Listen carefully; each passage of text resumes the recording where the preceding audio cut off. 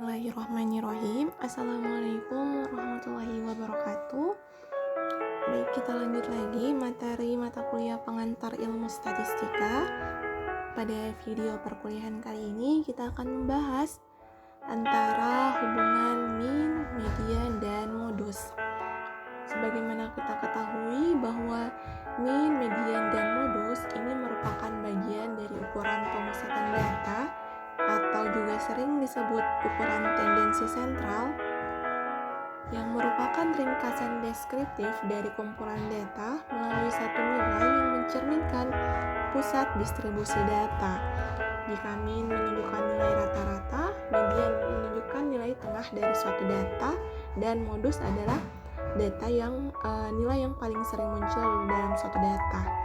Nah, lalu kira-kira apakah hubungan antara nilai mean, median, dan modus ini?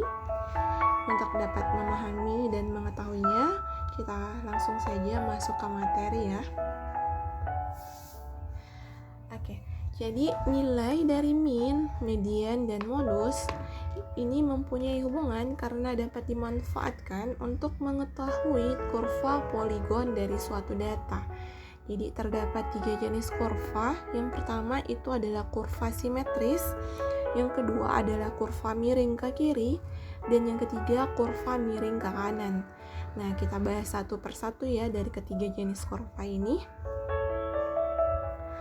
Oke, yang pertama kita bahas tentang kurva simetris. Nah, berikut ini contoh data. Ini adalah data hasil ujian mahasiswa Prodi Hukum Unugo.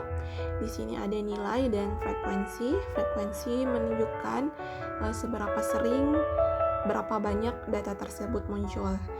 Oke, jadi ini adalah datanya, dan setelah diolah data tersebut, kita peroleh nilai mean, median, dan modusnya dari data tersebut sama, yaitu 6. Nah, jika data tersebut kita buat kurvanya, nah di sini saya menggunakan Microsoft Excel, itu terbentuk kurva seperti berikut.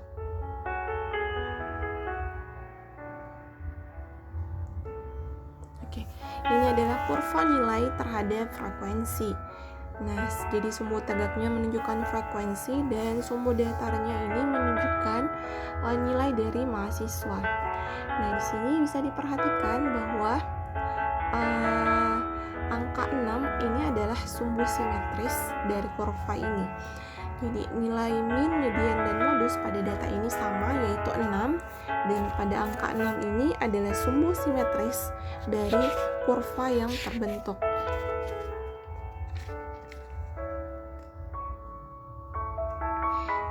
Jadi bentuk kurva sebelah kiri dan kanan sama atau simetris. Nah, hal ini terjadi jika nilai mean, median, dan modus itu sama. Oke, jadi jika rata-rata, median, dan modus memiliki nilai yang sama, maka nilai rata-rata, median, dan modus akan terletak pada satu titik dalam kurva distribusi frekuensi. Kurva distribusi frekuensi tersebut akan terbentuk simetris seperti yang ditampilkan sekarang ini. Jadi sisi kanan dan sisi kiri kurva itu memiliki bentuk yang sama karena mean, median, dan modus terletak pada satu titik yang sama.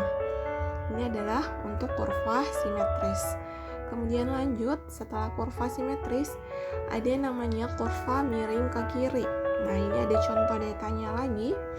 Nah, berikut ini adalah data hasil ujian mahasiswa Prodi Hukum Unugo, ya, dan nilai dan frekuensinya. Nah, jadi dari nilai dan frekuensi ini kita bisa lihat bahwa modus ini ada pada nilai ada nilai 7 ya.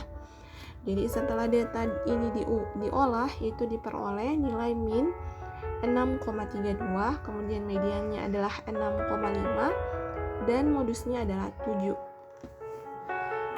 Jadi di sini nilai mean, median, modus saya urutkan ya dari yang paling rendah ke yang tertinggi. Jadi untuk data ini nilai mean itu lebih kecil dari nilai median, dan nilai median lebih kecil dari modus. Nah, kita lihat jika kasus seperti ini kira-kira akan terbentuk kurva yang seperti apa. Ya, jadi dari data yang ada ini kita coba membuat kurvanya menggunakan Microsoft Excel, maka terbentuklah kurva seperti berikut.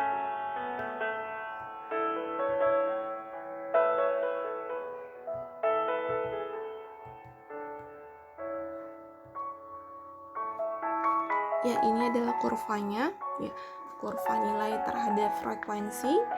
Kita lihat bahwa di sini saya membuat garis dari kurva yang terbentuk untuk menunjukkan letak min, median, dan modus. Kita lihat nilai min berada pada sisi kiri, paling kiri, kemudian setelah min ada nilai median 6,5, dan setelah median ada nilai modus yaitu 7. Dan kurva yang terbentuk adalah kurva yang miring ke kiri. Jadi ini bisa dilihat ya, kurvanya miring ke kiri. Artinya ekor dari kurva menjalur ke sebelah kiri ini ya. Dia mengarah ke sini ekornya. Makanya disebut sebagai kurva miring ke kiri. Dan kurva ini juga disebut dengan kurva negatif. Dan ini terjadi jika nilai min kurang dari nilai median dan kurang dari nilai modus. Jadi jika terbentuk kurva seperti ini, maka sebagian besar nilai yang memiliki frekuensi rendah itu kebanyakan berada di sebelah kiri nilai rata-rata. Ini kita lihat, jadi nilai rata-ratanya di sini. Kemudian nilai-nilai yang memiliki frekuensi rendah itu berada pada sebelah kiri dari nilai rata-rata. Jadi inilah yang terjadi jika nilai min lebih kecil dari nilai median dan lebih kecil dari nilai modus.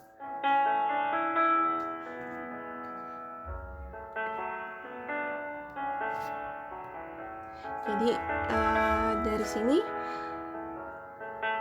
jika rata-rata lebih kecil dari median dan median lebih kecil dari modus, maka kurva distribusi frekuensi nilai rata-rata akan terletak di sebelah kiri, sedangkan median terletak di tengah. Kemudian yang paling kanan itu adalah modus. Dan kurva distribusi frekuensi yang terbentuk adalah menceng kiri atau bengkok ke kiri ya, atau disebut juga kemencengan negatif. Jadi di sini ekornya adalah menjalur ke arah kiri. Oleh sebab itu kurva ini disebut sebagai kurva miring kiri, atau ada juga yang mengistilahkan kurva menceng ke kiri atau kurva negatif. Oke, ini adalah jenis kurva yang kedua. Kemudian yang ketiga, yang ketiga ini adalah kurva miring kanan. Jadi ini kita kembali lagi ada dihadapkan pada nilai ujian. Nilainya seperti ini ya, misalkan. Nah, setelah diolah nilai tersebut, saya peroleh nilai modus. Kita lihat kalau secara sekilas nilai modus berdasarkan nilainya adalah nilai 4 karena frekuensinya yang terbesar yaitu 10. Jadi setelah diolah nilai data di atas itu diperoleh. Ini saya urut lagi ya dari nilai min, median, modus. Ya, saya urut dari yang terendah dulu. Jadi yang paling rendah itu adalah modus, diperoleh nilainya adalah 4. Kemudian median nilainya 5. Dan min atau rata-rata itu nilainya 5,38. Jadi di sini kondisinya min memiliki nilai yang tertinggi dibanding yang lainnya. Nah, kemudian dibentuk kurvanya itu akan membentuk kurva seperti ini.